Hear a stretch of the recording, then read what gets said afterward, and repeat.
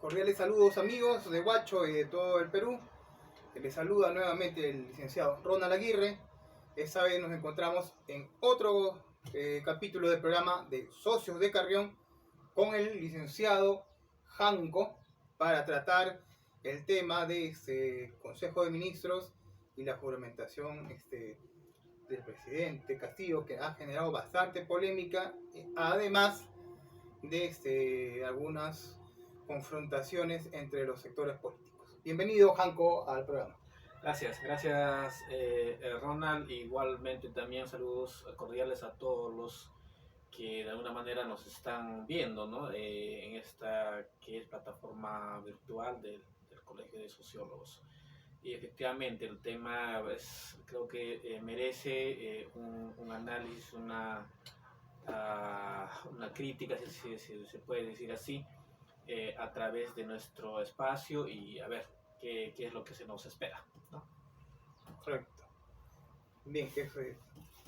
Hace pocas horas, hace días ya hemos visto que casi a la medianoche Castillo juramenta a todo su Consejo de Ministros, ¿no? Sin embargo, también a días anteriores en Ayacucho juramenta a Guido Bellido Ugarte, quien es digamos, el punto en discordia, ¿no? Entre los sectores políticos de la derecha y la izquierda, ¿no? Al menos dentro de la lectura que nos atañe a algunos científicos sociales. ¿Cómo lo puedes comprender ese fenómeno que está ocurriendo? Sí, bueno, básicamente una mirada, tal vez viendo estos últimos 4 gestiones de diferentes gobiernos, 3 pueden ponerlo. El tema es que normalmente aquel presidente que es juramenta, ¿no? Normalmente ya en la tarde o en la noche ya lo juramenta a todos sus ministros porque supone que tenía un equipo que lo respaldaba en cuestión de trabajo, ¿no? Entonces, cosa que con Castillo no sucedió, ¿no? Como todos sabemos, ¿no? Entonces, el siguiente día todavía a Bellido lo juramentan en Ayacucho, ¿no? Y en la noche, y ya el siguiente día en la noche, esa misma noche, ¿no? Sí, esa misma noche, casi a la medianoche. Casi a la medianoche, a los demás. Pero aún así, un gabinete incompleto, ¿no? Porque faltaba todavía el de Economía y el de Justicia, ¿no? Que todavía el siguiente día fueron juramentadas. Entonces, la lectura que uno puede tener es improvisación, es una estrategia o sencillamente ha sido tan polémico el tema de la designación de Bellido, ¿no? Creo que a nivel general de la sociedad en su conjunto, de los diferentes políticos, incluso de la clase derecha misma, la conservadora del Lima, Perú, tenía en su mente en que podría ser en este caso Premier, en este caso actualmente que es la ministra de Desarrollo e Inclusión Social, Dina Boluarte, que también es la vicepresidenta, ¿no? Entonces, creo que esa era la mirada y se tenía ese consenso, ¿no? Pero, y obviamente la polémica de Bellido, incluso muchos de los que estaban ya seguros un poco retroceden, una incertidumbre total. ¿Y por qué? Porque sencillamente pues poco no están familiarizados con los nombres, con tal, y es así, ¿no? De los muchos que conforman los 18 ministerios, porque no hay, ¿no? Entonces, eso creo que incluso a Pedro Frank, que después por hecho, Torres, ¿no? que se suman finalmente, ¿no? Entonces, pero pienso que a estas alturas del partido, cómo se está tomando el rumbo del gobierno y de alguna manera cómo se está manejando, yo prefiero pensarlo que a veces, como siempre nosotros los sociólogos y los políticos, de alguna manera que se entiende, no hay casualidades en política, ¿no? Siempre sí, hay una cuestión de trabajo y una cuestión de lectura para los distractores, ¿no? Entonces, en ese sentido, pienso que es una estrategia que se ha manejado y de alguna manera está tratando de consolidar esa idea, digamos, de izquierda, esa idea del gobierno del pueblo, que en este caso Pedro Castillo está planteando. Claro, el escenario actual nos ha dejado, digamos, una situación algo complicada para poder manejarlo, al menos desde parte del gobierno, ¿no? No creo que el gobierno viva despreocupado porque la derecha, y hay que ser claro, la derecha representada por los que ayer salieron a marchar, ¿no? En su, entre comillas, movilización por la libertad, ¿no? Son los del APRA, son los del PPC, ¿no? Son sectores que ya sabemos que forman parte de la derecha y que se respaldaron la figura electoral de Keiko Fujimori. Por consiguiente, también se veía venir que van a realizar todas las actividades posibles para sabotear la gestión actual del gobierno. Entonces, eso implica que desde un inicio buscarla sin razón. Por consiguiente, se trata de reducir el análisis a partir de aspectos, digamos, hasta inclusive domésticos, por mencionarlo, ¿no? Tratando de discriminar, tratando de adjetivar mediante el terruqueo, indicando la cuestión de las declaraciones que hizo Guido Bellido, ¿no? Ante un canal de Cusco, digamos, resaltando o respaldando ciertos actos de Sendero, lo cual también estamos en contra, ¿no? La izquierda en general, si lo analizamos, luchó contra la postura de Sendero, ¿no? Una postura terrorista, pero también asimismo luchó contra la postura terrorista del gobierno de Fujimori. O sea, acá hay que tener algo en claro, uno tiene que estar en contra del terrorismo, venga de donde venga, ya sea del Estado o ya sea por Sendero. Sin embargo, el caso de Bellido, si bien es cierto, es polémico, hasta algunos bastante sensible, significa para la derecha como una afrenta directa, ¿no? Porque no representa sus intereses y no va a ser un individuo fácil de manipular, o en todo caso manipulable, ¿no? Siendo estrictos en la palabra. Entonces, desde allí, ¿qué hacen? Reducir el entendimiento a partir del terruqueo, que es lo mucho más sencillo para ellos, ¿no? Indicarte de terruco, o de rojete, o de caviar, te permite encasillarte o etiquetarte para que luego seas la piñata, digamos, de un conjunto de personajes y debilitar, digamos, la idea o la institución que se tiene en este momento de la gestión, ¿no? Van, ¿cuánto? 2, 3 días, 4 días. Y no, para terminar, para cerrar la idea, en 4 días, ¿no? O menos, ¿no? No se va a poder realizar lo que dicen muchos analistas, que lo que se ha perdido en 200 años. Mucho menos que existen 500, más de casi como 500 años de pueblos, ¿no?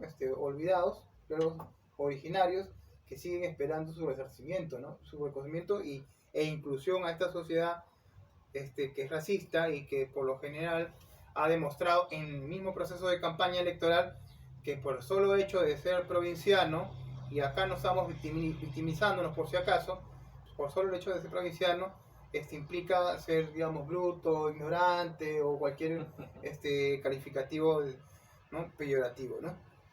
Claro, sí, pues Ronald, es la verdad un poco lamentable tal vez un poco con lo que comentábamos en el programa anterior, ¿no? Entonces, es claro, aquí decíamos en el anterior programa de que la derecha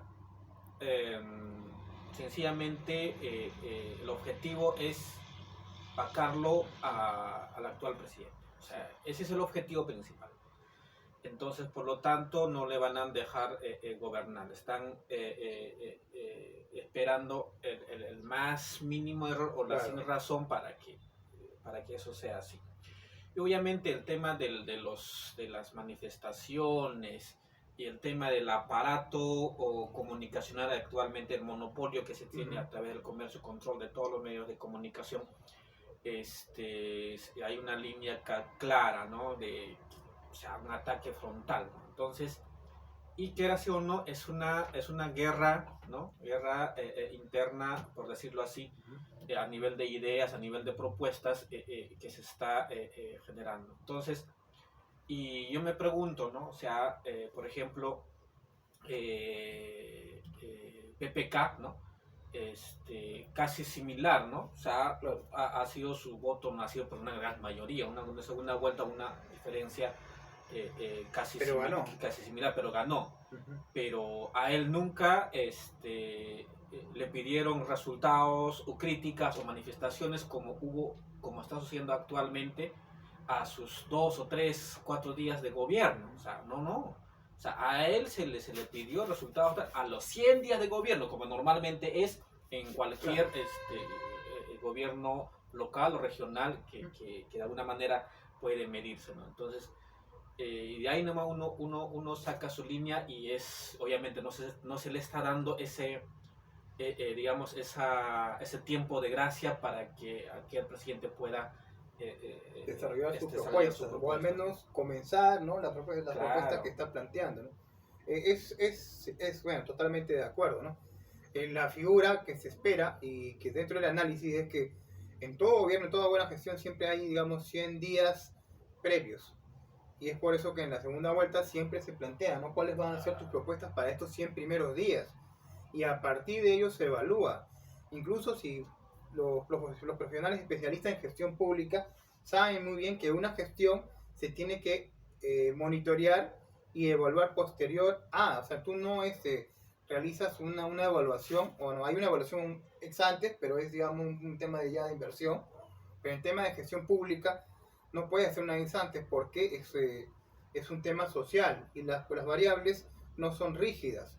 Por consiguiente, las propuestas que ellos realicen y el impacto social, que es lo que se espera, porque al final lo que todos queremos es que haya por lo menos un control, un manejo de la crisis sanitaria, una reactivación de la economía, ¿no? Digamos, una reincorporación presencial al tema educacional. Entonces, pero eso significa planificar un determinado tiempo. Por consiguiente, tienes que darle la confianza, y es por eso que se presenta a estos consejos de ministros al Congreso, al Parlamento, para que ellos evalúen las propuestas que ellos van a desarrollar dentro de sus carteras durante este tiempo que ellos consideren. Sin embargo, lo que ya es evidente, la derecha, o en todo caso los partidos políticos tradicionales, como lo conocen algunos también, siguen jugando su rol protagónico, pero en beneficio o preocupados por perder su estatus, ¿no? Hay algo lo que mencionaba Julio Kotler, ¿no? El sociólogo peruano. Julio Kotler decía que el temor ¿no? de la clase dominante peruana es perder su estatus. O sea, a ellos no les importa si gobierne fulano o mengano, lo que ellos tienen temor es perder su estatus, sus privilegios, su condición, o lo que ahora se dice el establishment, ¿no? Ese grupo de poder tradicional que mantiene su status quo. Entonces, con eso tenemos que vivir día a día, y el poblador de a pie muchas veces no lo conoce, no lo entiende, no por ignorancia, sino porque lamentablemente el poco tiempo que nosotros consumimos de los medios de comunicación, como bien han informado, nos bombardean con información que tampoco la podemos confirmar. O sea, cuesta solo un sector de la población se dedica a confirmar la información que viene de parte de los medios. Porque yo ahorita puedo decirte un montón de cosas, sin embargo, implica ya una tarea adicional por parte de la persona que vino cansada de trabajar, etcétera, ¿no? Que tienen preocupaciones, dedicarse a ver si lo que yo estoy mencionando por los medios es real. Entonces, tienes que combatir, ¿no? El individuo de a pie tiene que combatir con los grupos de poder, con los medios de comunicación que le hacen juego, y bueno, con el entorno quizás un poco complicado que le toca vivir día a día, ¿no? claro. Complementando a lo que dices, Ronald, a ver, ¿no? O sea, ¿quiénes son el, El grupo de poder, ese grupo de poder o aquellas personas que están? O sea, eso también que creo que vale mencionarlo, ¿no? Sí. Entonces, y al final de cuentas, uno visualiza y se da cuenta de que de alguna manera son familias que se han vuelto a través de esos monopolios que han conformado a nivel nacional, tanto en tema bancario, en construcción, en cuestión minera, en cuestiones financieras, por ejemplo, el tema de licor. Entonces, el tema es que son familias. Y ahí podemos mencionar, por ejemplo, como los hermanos Rodríguez, ¿no? Que son claramente lo que es la Leche Gloria, que manejan Nacional. Son su monopolio, al igual que Roque Benavides, todo lo que es solución minera, ¿no? Narcoche, entre otras. Graña Montero, todo lo que es la construcción que han hecho durante estos tiempos junto a Odebrecht, como todos conocemos. Entonces, ellos lo que son lo que al final de cuentas están en desacuerdo actualmente. No les gusta el presidente. Entonces, ahora, de que van a estatizar, de que van a subir los precios, de que el dólar se va a disparar, o sea, durante todo lo que se ha metido durante este tiempo de campaña y lo siguen haciendo, ¿no? Y por el hecho que sucedió tal, el culpable es el presidente Castillo, etcétera, etcétera, etcétera. Entonces, el tema también ahora es la sociedad en su conjunto, si nos vamos a seguir prestándonos a ese juego durante tantos años que nos han tenido. Pienso que hay un sector de la población que ya no les cree, eso es bueno, sí. Ya no les cree porque sencillamente todos los trabajos, porque ellos han tenido la oportunidad durante estos podemos decirlo ya como 200 años, casi el mismo régimen, ¿no? En nuestro territorio nacional. Y bueno, ahí están, ¿no? Ahí están los cerros en San Cristóbal, en Lima, tantas necesidades que tenemos en el nacional, pero hay poca gente con toda la riqueza posible que tenemos, ¿no? Entonces, claro, hay que como dice, señalar, ¿no? Y sin ser pues, grosero, pero indicar quiénes son los responsables de la situación actual. Si solo quieres hacer un análisis de carácter general, descriptivo, pues todos podemos decir que existe pobreza, hay crisis económica, pero uno tiene que comprender cuáles son las raíces y quiénes son los responsables y cuáles son las causas objetivas y materiales. Y debido a qué sector que viene gobernando, llevando las riendas del país, nos encontramos así. Y no es simplemente por el hecho de echarle la culpa de la responsabilidad de la situación en la que encontramos a otro individuo, tirarle la pelota, decir, no, que ustedes le echan la pelota de sus problemas a los demás, no es que es la cuestión real. Todo acto jurídico, y inclusive en el tema de derecho, tiene un efecto, ¿no? Inclusive por consiguiente hay un responsable. Entonces, si tanto la derecha dice que defiende la democracia, lucha por la libertad y la corrupción y busca la lógica de cuál es la responsabilidad jurídica, entonces por consiguiente nosotros también dentro de este sistema democrático estamos buscando y ya hemos definido, ¿no?, quiénes son los responsables. Los grupos de poder son los mismos, están ahorita representados y quienes lo representan en el Congreso, los partidos del APRA, PPC, Renovación Popular, ¿no? Los mismos grupos de Fujimori, o sea, no se comprende cómo el clan fujimorista, ¿no? En 30 años que ha pasado de gestión, ¿no? De gobierno como presidentes, ahora son millonarios. Pero sin embargo, se les indica como el logro, ¿no? El logro del emprendimiento peruano, ¿no? Que sí se pudo, ¿no? Pero cuando alguien de otro sector o de otra región, otra provincia o un poblador altondino sale y emerge y por esos azares de destino porque se da cuenta cuál es la situación, asume una postura de izquierda, le dice, ¿de dónde salió tus ingresos? ¿Cómo es que llegaste acá? ¿Quién te financió? Y ahí sí comienzan a haber cuestiones que hasta irreales, ¿no?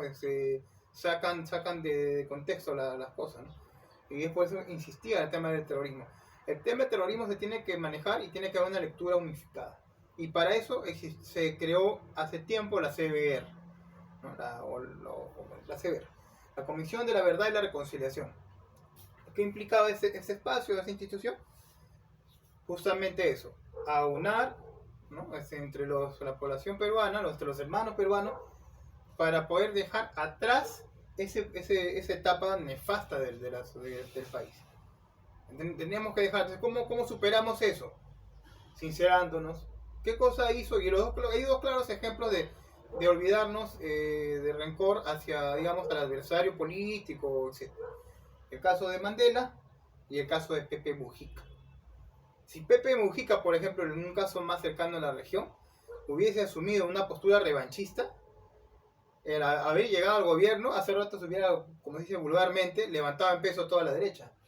Y ha tenido los instrumentos institucionales, ¿no? Legales, ¿no? Sociales y políticos para poder realizarlo. Entonces, esa más o menos es la perspectiva que nosotros tratamos de manejar. Ya muy bien, ya nos enfrentamos, hubo un momento de confrontación, existieron bajas y pérdidas, ¿no? Humanas lamentables, pero es momento de superarlo, ¿no? El caso de la pacificación de Colombia, ¿no? Claro. La FARC, ¿no? Ya, muy bien, errados o no, la derecha errada o no, para ser, digamos, un poco imparciales, pero sabes que ya es momento de que tengamos un diálogo y realmente comencemos a trabajar por la unidad y el desarrollo del país. Y eso implica pacificar y en todo caso llegar a un punto de entendimiento.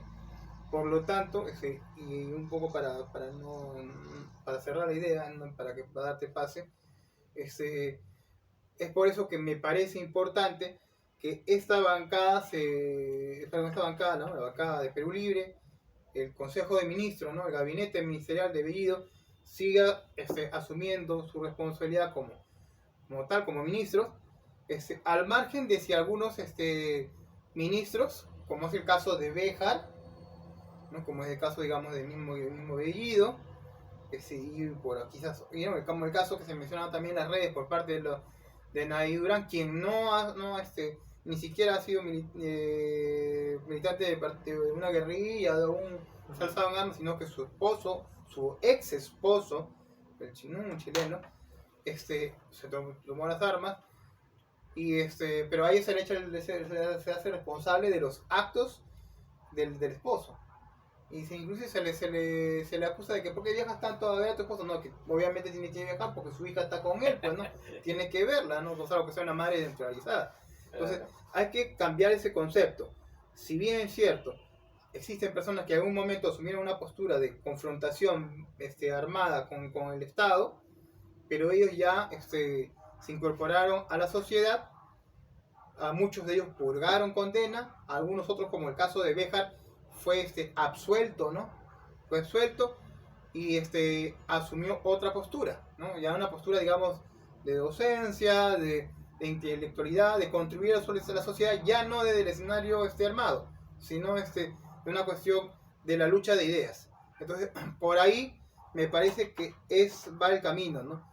No tratar de distorsionar las cosas y confrontar. Si quieres confrontar, confrontemos a partir de propuestas e ideas. Sí, eso es correcto, creo, Ronald. Yo quiero aterrizar en algo que creo que es necesario decirlo. Siempre, ¿no? O sea, en cualquier, hasta de una pequeña asociación, una cooperativa, que forma su directiva, etcétera, da un lineamiento, una orientación para hacer su gestión, ¿no? Entonces, por lo tanto, creo que a nivel nacional obviamente es a otra escala, pero la esencia sigue siendo lo mismo, es decir, tú no puedes colocar en los diferentes ministerios a aquella persona que no va a responder al lineamiento que tú estás dando, ¿no? Entonces, en ese marco uno se pregunta, ¿todos los ministerios, 18 ministerios que existen actualmente, los que han ocupado, están en esa línea? A mi parecer que sí. Creo que sí, sí está. Eso es un poco que en este caso a la derecha le duele, ¿no? Sí. Le duele. ¿Por qué? Porque no tienen dentro del ministerio un Bruce, por ejemplo, o un Marta Chávez que les pueda ser alguien que pueda manejar o alguien que pueda defender sus intereses en uno de los ministerios. Entonces, en ese aspecto es bastante trascendental, creo, ¿no? Ahora, otra cosa también que es histórico en nuestro actual, ¿no? O sea, actualmente el presidente que tenemos es un agricultor, es un rondero, es un profesor rural, ¿no? Que está, en este caso, ocupando Palacio de Gobierno. Entonces, incluso algunos medios periodísticos, algunos opinólogos dicen, ¿no? no ha sido el primer campesino ¿verdad? Que acá estaba en el gobierno. Hemos tenido, ¿no? ¿Cómo cuál le dicen, no? Velasco, allá de la Torre, Toledo mismo, pero pienso que no es tanto así, ¿no? Por ejemplo, yo diría a Toledo, si bien es cierto, tenía todos los rasgos de, digamos, de un peruano andino, etcétera, ¿no? Pero de idea era más norteamericana que nosotros, que los propios norteamericanos, creo, ¿no? Entonces, hay cosas que no hay que tenerlo bien claro, ¿no?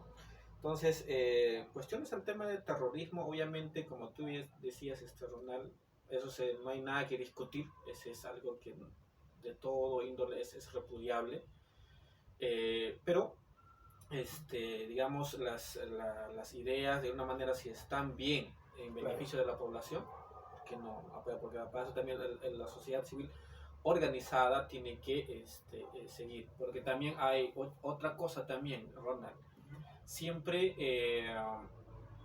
la población peruana, creo que eso es, a veces siempre esperamos a un Mesías, aquí el Salvador.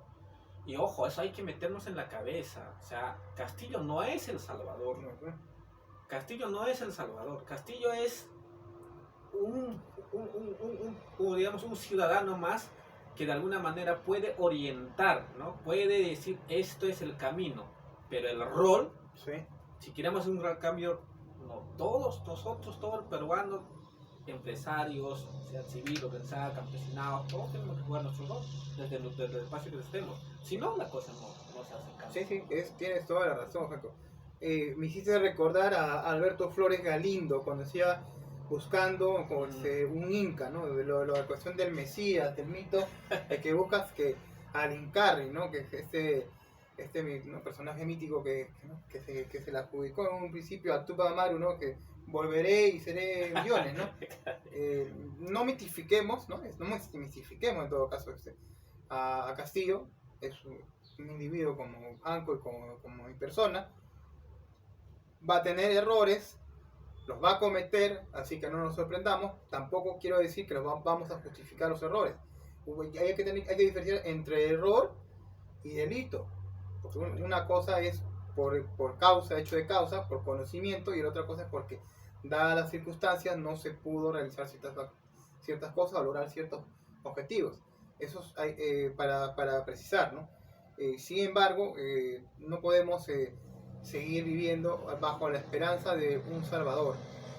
Lamentablemente las sociedades latinoamericanas tenemos esa cosmovisión, ¿no? Esperar un salvador, un mesías que nos rescate. Forma parte del proceso de construcción de la realidad social, como se nos critica a los sociólogos, todo vemos como construcción social, ¿no? Todo puede cambiar, todo es un proceso de transformación. Entonces depende de la sociedad civil organizada y que también tiene un nivel de conocimiento y entendimiento de la cuestión política, solo que hay que aclararles ciertos aspectos para no confundirlos, ¿no? Yo creo que sí estoy convencido que la sociedad actualmente se ha politizado más y está entendiendo, ¿no? Es positivo, está entendiendo que los procesos actuales no lo están beneficiando, y no por el hecho de que sea malo que tú te beneficies de un gobierno, sino que el rol protagónico del Estado es, ¿no?, velar por el bienestar de sus integrantes, ¿no?, de la población, de la ciudadanía. Entonces, ¿qué debemos hacer como ciudadanos? Intervenir dentro de los espacios correspondientes que la ley y la política nos permite, participando, fiscalizando, desarrollando propuestas ¿no?, alternativas de desarrollo para salir de la problemática en la que nosotros mismos nos encontramos, ¿no? Entonces, ese nivel de intervención nos va a permitir poder comprender cuál es la dinámica actual que se está llevando. No va a ser fácil, tampoco va, como dice, no va a ser fácil, no va a ser sencillo. Si tú te metes en política ya sabes que bien, puedes ganar amigos o puedes ganar enemigos.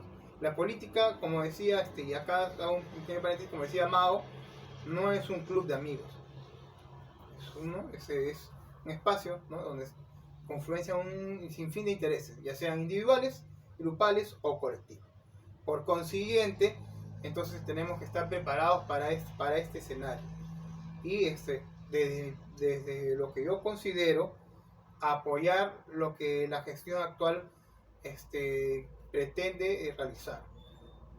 sin dejar el aspecto, y aclaro, de fiscalización, porque tenemos que monitorear, tenemos que dar seguimiento, no podemos darle tampoco carta blanca a cualquiera. Ya hemos dado, digamos, carta blanca por casi 200 años, y reduciéndolo a una cuestión más cercana a 30 años de Fujimorismo. Se ha dado una carta blanca. Ahí han hecho lo que le ha venido en gana, tuvieron 73 congresistas, no hicieron nada. Ahora, con sus aliados dentro del Congreso, quieren sabotear para no perder el poder, porque aquí tiene una cuestión, el análisis es un análisis de clases, un análisis, y así lo no quiere puede ser un análisis de clases, o si lo quiere ver por la teoría de juegos, un posicionamiento entre grupos políticos, lo tradicional, con una propuesta digamos distinta, que pretende un cambio. Entonces, u optas por lo mismo, o te quedas en el pasado tratando, ¿no? De mantener las cosas como están. Y obviamente si mantienes las cosas como están, el único perjudicado va a ser el ciudadano. Sí, bueno, creo que ahí se ha abundado bastante, Ronald, y estamos, creo, ahí completamente de acuerdo. Y bueno, desde el espacio de los sociólogos, creo que nos toca decirla, ¿no? Estos aspectos, y de alguna manera que la sociedad en su conjunto nos pueda entender también, y bueno, también sacar sus conclusiones. Lo que a veces siempre digo, ¿no? O sea, nosotros como sociólogos podemos dar nuestra opinión, ¿no? Uh-huh. Pero ahí está, ¿no? También creo que los fuentes de información, tenemos temas redes sociales, no nos crean a nosotros lo que estamos diciendo, sino investiguen. Verifiquen lo que se está diciendo. Entonces, ahí digamos, creo que ese es el valor agregado, lo que se entiende. Creo que yo quería, un poco complementando a ello, lo que decías en lo último, digamos, la lucha de poderes en nuestro país, pero no solamente es lucha de poderes entre clase, sino también la lucha de poderes a nivel económico. Y a nivel estructural, cómo estamos manejándonos en nuestro país. Entonces, eso creo que es bastante importante. Y de ahí que se habla el tema de nuestra constitución, ¿no? Sí. Y sabemos que en este caso el secretario nacional del Partido Perú Libre, el señor Vladimir Cerrón, digamos, se dice, ¿no? Que es, digamos, él es el que está gobernando, y Castillo solamente es un títere, el poder bajo la sombra, incluso comparando con Vladimir Montesinos, etcétera, ¿no? Sí. Quizás sí, algo así, no serían tan alejado la situación, en mi opinión personal. Pero el tema es cómo se encamina la situación, ¿no? Cómo se encamina. Entonces, en ese aspecto, a veces se dice el tema del cambio de constitución, ¿no? Cambio de constitución. Entonces, que ese cambio de constitución sencillamente es porque a uno se le antoja cambiar, o porque a uno le está, porque no le gusta, tal, etcétera. Creo que hay bastante, bueno, no somos constitucionalistas, pero creo que vale la pena tocarlo, algunos puntos que estoy seguro que de los diferentes medios se han informado, ¿no? Y dentro de ellos pueden revisar en sus diferentes publicaciones que ha hecho actual ministro de Economía, Pedro Franque, ¿no? Pedro Franque, concerniente a analizando el aspecto económico, porque al final de cuentas de un país, de un desarrollo, depende del aspecto económico. Entonces, en ese marco se planteaba cuatro puntos que creo que es, a veces muchos siempre, incluso hasta en las universidades, recuerdo que con algunos compañeros que estudiaban Derecho debatíamos, recuerdo esos tiempos, pero y a veces pues uno diga razón, tal, va pasando el tiempo, ¿no? Y creo que vale la pena citarlo. Acá lo voy a mencionar algunos, que es básicamente la constitución que permite lo que es la inversión extranjera, ¿no? La inversión extranjera es buena, pero no se le puede considerar la inversión extranjera, es decir, aquel capital extranjera pueda hacerse la competencia a un peruano igual. En este aspecto quiero ser tajante. no es por vanagloria nada, he tenido la oportunidad de conocer otros países, pero caramba, allá te hacen sentir que eres extranjero. Te hacen sentir que eres extranjero. Te enseñan por entrar a la frontera, el tema de digamos, el aspecto económico, y incluso si quieres hacer un negocio, si quieres hacer algo que te... O sea, te tratan... O sea, Claro. es una cuestión reglamentaria que es... Pero no se le puede, pienso que, desamparar a aquel empresario peruano, o sea, aquel emprendedor, aquel ciudadano por igual. Pienso que no es así. Entonces, eso nuestra Constitución lo permite. Otro, los contratos ley. Estoy seguro que sabemos, ¿no? O sea, ¿eso qué significa, no? O sea, palabras sencillas, ¿no? Aquel contrato bajo esa ley que firma el Estado peruano, por ejemplo, caso como Odebrecht, caso como el gasoducto que tenemos, no se puede modificar. O sea, no se puede decir nada al respecto, sea quien sea el gobierno que entre, congresista. Claro, porque si no te demanda la corte en una corte internacional que se llama el CIADI, que es una corte especial que se genera a partir de los intereses económicos transnacionales y locales para defender justamente lo que tú estás mencionando. Es decir, ponen una demanda porque quizás el Estado peruano desconoce, bueno, los acuerdos con una empresa transnacional o internacional para una obra de A o B, pero entonces, ¿qué hace la empresa? Presenta su demanda a este organismo internacional, y que por consiguiente, y casi en la mayoría de los casos, 100% lo gana. Y es lo que sucedió en el corredor amarillo últimamente. Claro, pero ahí la diferencia es que solamente en el Perú sucede eso. Claro. ¿Cómo es posible que un contrato, en qué país un contrato tiene rango de ley? O sea, es como decir que tus derechos, digamos, haciendo una extrapolación exagerada, ¿no? Tus derechos tienen el mismo peso de ley, porque están para una ley, la ley que respalda tus derechos tiene el mismo nivel, el mismo rango que un contrato de ley. O sea, es descabellado. Y lamentablemente, para nosotros, y en todo caso favorable para ellos, beneficia a los que ya han invertido su platita para la obra, pues, ¿no? Y que ya pues, sabemos cómo se denominan grupo la construcción o de derecho,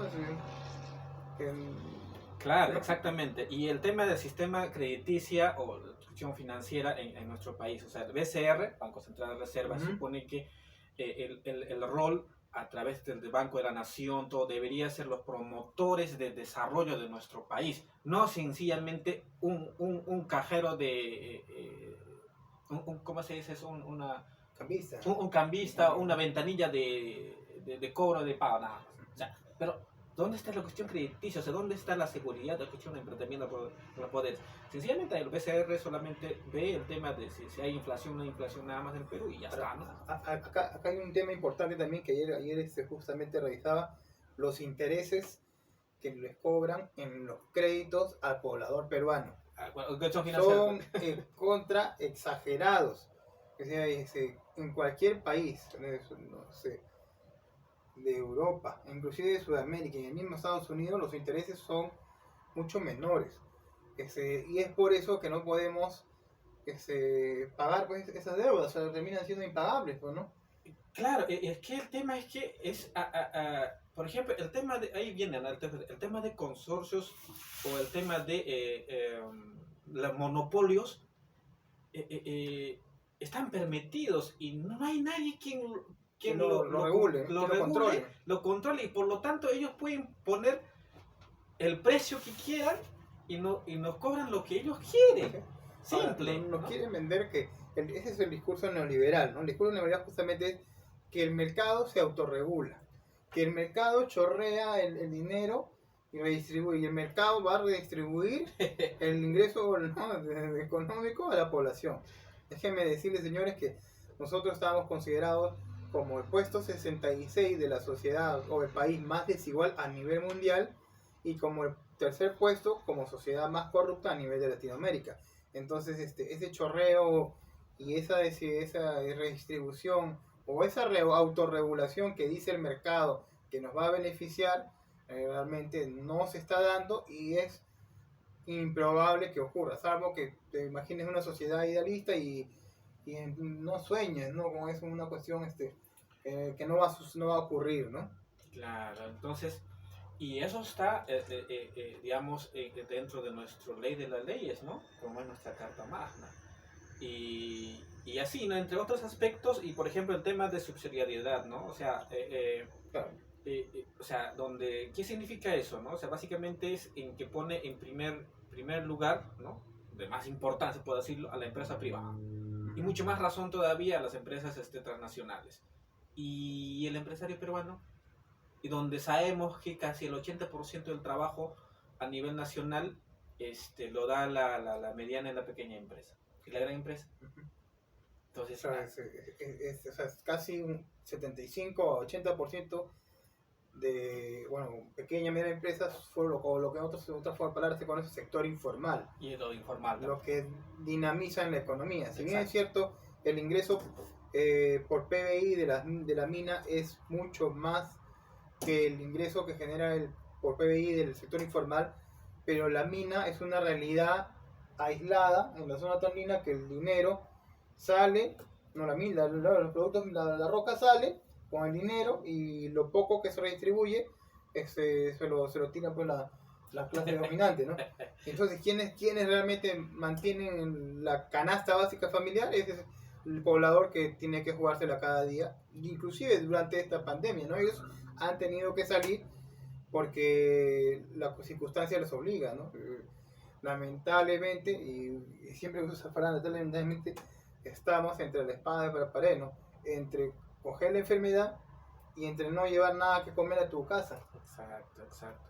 Sí, pues Ronald, más bien, gracias por la aclaración de que sí, pues, o sea, mencionaba de los 80%, sí, pues, una economía o una población que está dedicada a la informalidad, ¿no? Y lamentablemente, ¿por qué? Porque Ese es el milagro peruano. el milagro peruano y porque este sistema y el gobierno, porque no te protege, pues. ¿Qué te queda, no? Ahora, la crítica que se nos hace es que ¿quién crea empleo? El Estado dice no, el Estado también podría crear empleo, pero no es capaz, no de una forma directa, ¿no? Sino permitiendo que ese sector informal, digamos, bueno, se formalice, por hacer un oxímoron, se formalice, que crezca, que se desarrolle y también industrializar aquellos sectores estratégicos que Bolivia sí lo ha hecho. Sectores estratégicos importantes que van a permitir justamente que genere nuevas fuentes de empleo.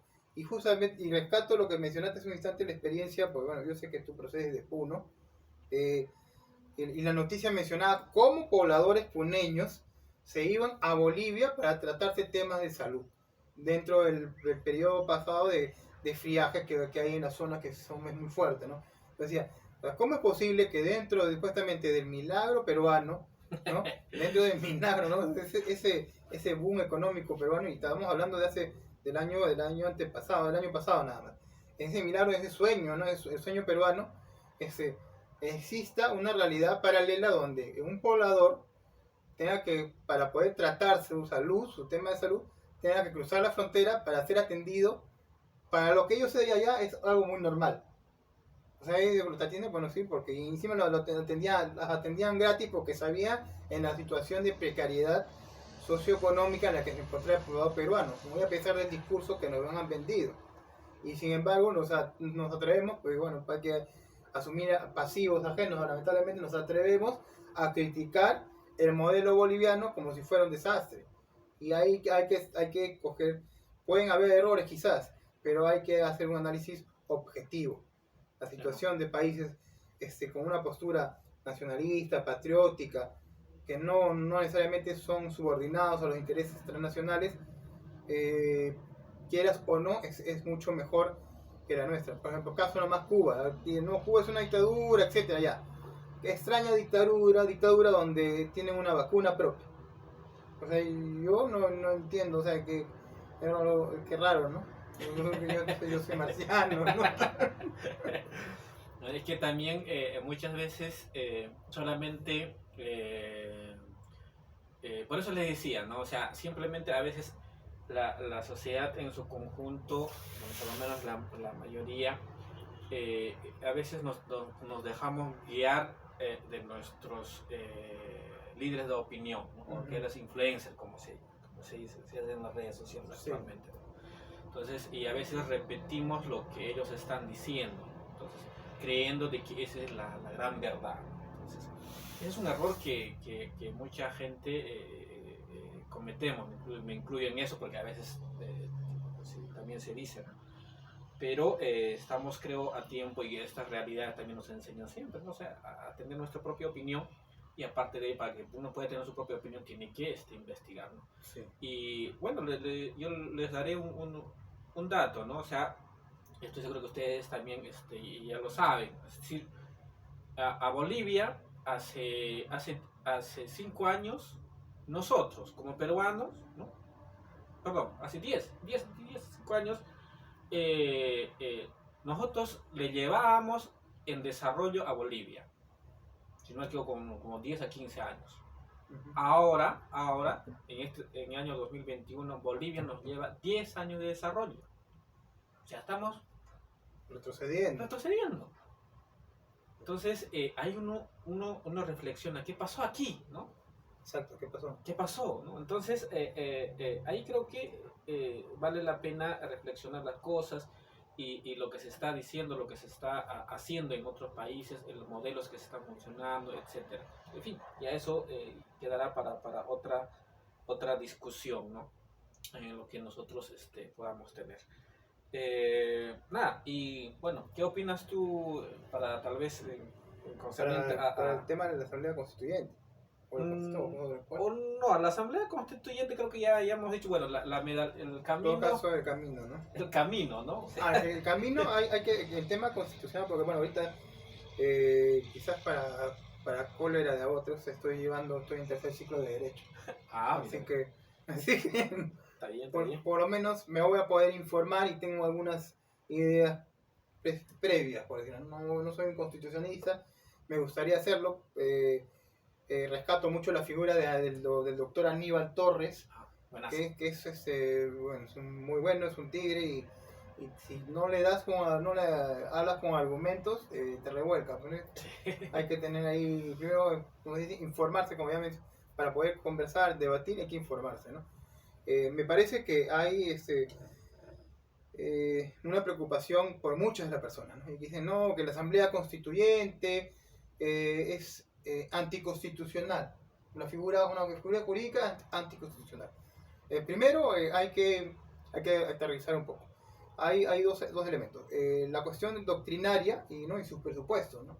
La cuestión doctrinaria indica que la Asamblea Constituyente nace de un poder constituyente que lo designa el Parlamento.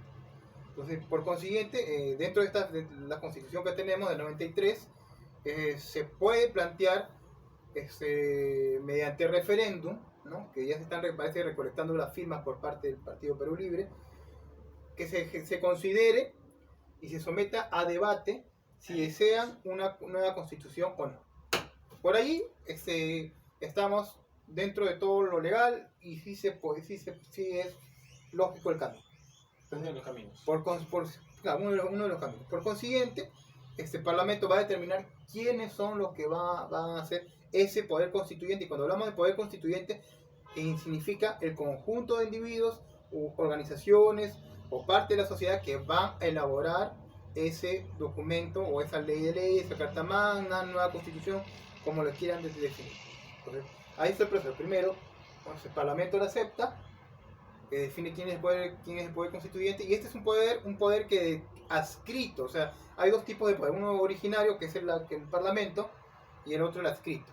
Pues por lo tanto, la población tiene todo el derecho para poder elaborar esa nueva carta magna. Pero no es simplemente que lo elaboras porque se te ocurrió, porque escribes cualquier cosa, no. Forma parte de un debate que tiene que ser arduo, tiene que ser intenso. Y significa también conformar equipos con profesionales que manejen la materia, ¿no? Y recoger los intereses de la población, porque justamente hay algo en concepto en sociología jurídica. Las leyes no se crean a partir de un imaginario jurídico. sino a partir de la condición o de la realidad material. Eso es la sociología que se aplica dentro de la cuestión normativa. Entonces, ¿qué quiere decir? Nosotros, como poder constituyente, como asamblea constituyente, comenzamos a convocar a todos los sectores excluidos, a todos los sectores que se quieran ser incluidos, reconocidos, para poder plantear normas, leyes, ¿no? Etcétera, que reflejen sus intereses o sus necesidades y que protejan también esos intereses. Es una cuestión básica. Esa es la primera figura. La segunda figura es la misma presión social, la asamblea, ¿no? La asamblea popular, que también existe, que quizás en otros países, pero no significa que el hecho de que no esté definido dentro de la Constitución sea ilegal, porque el Tribunal Constitucional ya lo mencionó. ¿No? Hay un artículo que, si no me equivoco, el artículo 39 y el artículo 206, que es el que se quiere modificar. Entonces, ¿qué implica? Primero, modificar el artículo 206. ¿Para qué? Para que incluya, así de manera literal, porque no está en forma literal, la posibilidad de generar una asamblea constituyente a partir de la misma población. Eso, y ahora, esto no es una cuestión ni siquiera que lo planteó en su momento solamente la izquierda, sino lo planteó Acción Popular en el gobierno transitorio de Paniagua. Paniagua también genera un suerte de corriente y promueve una comisión donde se elabore las propuestas para poder conformar una asamblea constituyente, que implicaba también modificar el artículo 206 y incluir el artículo 39 y las sentencias del Tribunal Constitucional para darle el marco jurídico que digamos que es legal para poder llevar a cabo ese proceso. No va a ser, como insisto, no va a ser algo gratuito, porque lo de Chile tampoco es una cuestión gratuita. No es que la derecha dijo, ¿sabes qué? Entró en un, digamos, un elevado nivel de concientización, ¿no? Sino que la gente se salió a las calles, la gente salió a reclamar. Pero decían, no, pero si Chile era el ejemplo, ¿no? Porque inclusive en nuestras aulas nos decían, Chile es el ejemplo a seguir para poder nosotros tener como referencia de una nación, ¿no? Entonces, si Chile está bien, debe ser bacán, ¿no? Pero extrañamente, la población chilena, no sé, el año pasado nomás, salió a las calles a reclamar. ¿Y por qué? Porque Chile también es una de las sociedades más desiguales de Latinoamérica y del mundo. Inclusive muy por encima, ¿no? Del ranking de Perú. Si Perú está en el puesto 66, Chile está, digamos, con el puesto 40 por ahí, ¿no? A nivel mundial. Es una sociedad donde supuestamente el modelo neoliberal que se implementó por primera vez, ¿no? En Sudamérica con los Chicago Boys, y era el símbolo máximo de desarrollo, terminó sucumbiendo por que la gente ya se cansó. Se hartó porque realmente no significaba. ¿Qué implicaba? Que los estudiantes tenían que endeudarse, ¿no? para poder educarse. La salud también era la misma. Entonces, hemos vivido engañados y con una venda que nos han dado como 4 o 5 vueltas en la cabeza para que no observemos la realidad tal como está. Entonces, no lo digo de manera solo discursiva, ¿no? Que el tema es que los indicadores, y si no nos creen, insistimos, verifiquen las cifras estadísticas en el INEI o INEI, no lo conozco muy bien, pero verifiquen esas cifras estadísticas. Si no lo creen ya el INEI, digamos, le dicen, no, que el INEI está copado de caviares, de rojete, ya. No le creas a ni créele, ya. Revisa lo de CEPAL, ya. ¿No quieres revisar CEPAL? Ya, bueno, entonces revisa pues a las encuestadoras peruanas, que están las más conocidas, la Ipsos y Datum, que también tienen cifras sobre el tema económico y sobre el tema de desigualdad del país. Si eso no te convence y no te das cuenta que cómo nos encontramos, entonces por consiguiente tú vas a asumir una postura pasiva y defender esta constitución que, por cierto, y acá sí ya es una cuestión política, ¿no? Fue elaborada dentro de un proceso de dictadura.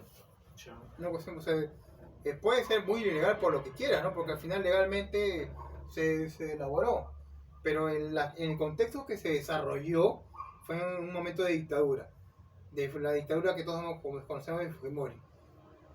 Modificaron las cosas de acuerdo a sus intereses para beneficiar ciertos sectores. Y es ahí donde ciertos congresistas que actualmente fungen de luchadores por la libertad se han enriquecido. Uno de los casos es el dueño del tren de Cusqueño, ¿no? Entonces, señor Aliaga. Entonces, hay que ser bastante sinvergüenza, si es que es el caso, para poder decir yo defiendo la libertad, sin embargo me amparo en una constitución que por nunca ha defendido ese concepto y ese criterio y esa cuestión, ¿no? Claro, Ronald, tal vez, bueno, no sé cómo estamos en la hora. Sí, pues ese es uno de los caminos, ¿no? Entonces, justo también yo quería complementar básicamente con lo mencioné ya al final. Si no, o sea, cualquiera de los caminos sea, digamos, propuesto por la sociedad en su conjunto, o, digamos, recolección de firmas, etcétera, o en todo caso también sea propuesto por el Ejecutivo, pero el tema es que pasa por el Congreso. Entonces, como todos sabemos, en el Congreso la actual gestión de Pedro Castillo pues no tiene la mayoría. Los votos. Los votos. Por lo tanto, Lo va a truncar, es claro que ahí no va, pues, ¿no? No va a rebotar cuál sea el esfuerzo en lo que se haga. Entonces, creo que en ese camino, de manera estratégica, la actual gestión, creo que ahí está más convencido que Castillo Cerrón, lo está trabajando eso, ¿no? Es decir, a mandar a dos gabinetes para que lo nieguen voto de confianza y por lo tanto caminarlo. Pero ojalá que esas ideas de alguna manera no sean tan radicales y tampoco nos afecten mucho, ¿no? Pero creo que ahí comentábamos en todo el proceso el mecanismo, en todo caso habrá que ver, ¿no? Que esté adentro en el marco de la ley, ¿no? Aunque ya ¿cómo se llama? Con Vizcarra ya hemos tenido, ¿no? La experiencia de cerrar el Congreso, ¿no? Entonces, y todo ha sido en el marco de la ley, ¿no? Bueno, Vizcarra ha sido, último de los presidentes que de alguna manera también que ha cerrado el Congreso, ¿no? Bajo esa misma dinámica, entonces creo que de alguna manera toda la ciudadanía ya tiene conocimiento al respecto, ¿no? Entonces, en fin, eso es lo que creo que hoy día de alguna manera hemos analizado algunos aspectos concernientes a esta coyuntura que vivimos y nada, por mi parte, no sé, algo más que decir. Claro, en todo caso, para resumir nada más lo que hemos mencionado hoy día, ¿no? El tema de que tenemos que insistir en darle, digamos, esa confianza al nuevo gabinete. Hablamos de la población, ¿no? Porque ya otra cosa es lo que tú has mencionado, la confianza que le vaya a dar o no el Congreso en relación a las propuestas que ellos tengan, ¿no? Y no solo en relación a sus propuestas, sino también en relación a lo que puedan o no desarrollar más adelante. Un respaldo con un nivel de fiscalización, de seguimiento, para que no nos vuelvan a agarrar de tontos o no nos sigan agarrando de tontos, eso como viene haciéndolo la derecha, y esperar que sumarnos en el proyecto, al menos ya que yo considero el de la Asamblea Constituyente, ¿no? Esperar que dentro de todos los mecanismos constitucionales se puedan desarrollar, ¿no? Si es que por insistencia no se puede dar, entonces tendríamos pues que generar también dentro de los mecanismos constitucionales que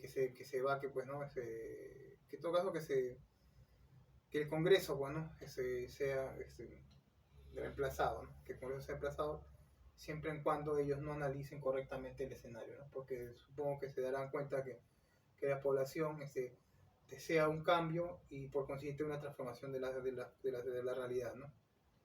De hecho, es una promesa de campaña también, ¿no? Entonces, obviamente, mucha gente está a la expectativa de eso. Bueno, ¿no? Por lo menos la mayoría, ¿no? Y un sector también, obviamente, no quiere, ¿no? Sencillamente porque desconoce, porque también un poco este miedo que se les ha sembrado durante todo este tiempo a la población general, ¿no? Entonces, vuelvo a repetir, sencillamente yo diría a informarse, no nos crean a nosotros, lean la Constitución, Sí. todo lo que hicieron, lo que es el aspecto económico, comparen con otros países como Uruguay, Bolivia, Chile mismo, entonces otros, China mismo como ha sido actualmente, que es estrictamente un socialista, político socialista, y como está actualmente, entonces el tema es que un poco, no es que nosotros seamos socialistas, nada por el estilo, pero siempre a veces vemos el desarrollo de la población en sí como país. Creo que todos aspiramos a eso, ¿no es cierto? Entonces, si hay algo que está mal, entonces, pues, hay que corregirlo, porque no siempre todo tiempo vamos a estar así, ¿no? Bueno, opinión personal y gracias, Ronald, por la invitación y esperemos estar en otras oportunidades también y gracias también por escucharnos. Hasta otra oportunidad por mi parte. Gracias, Franco. Muchas gracias nuevamente a Hanco, y asimismo agradecemos a la Junta Directiva del Bicentenario del Colegio Regional de Sociólogos Lima Provincias por permitirnos desarrollar y exponer nuestras ideas en este espacio. Quienes habla, soy el licenciado Ronald Aguirre, también formo parte de la Junta Directiva, y bueno, eso sería todo. Hasta la próxima oportunidad. Nuevamente, gracias totales.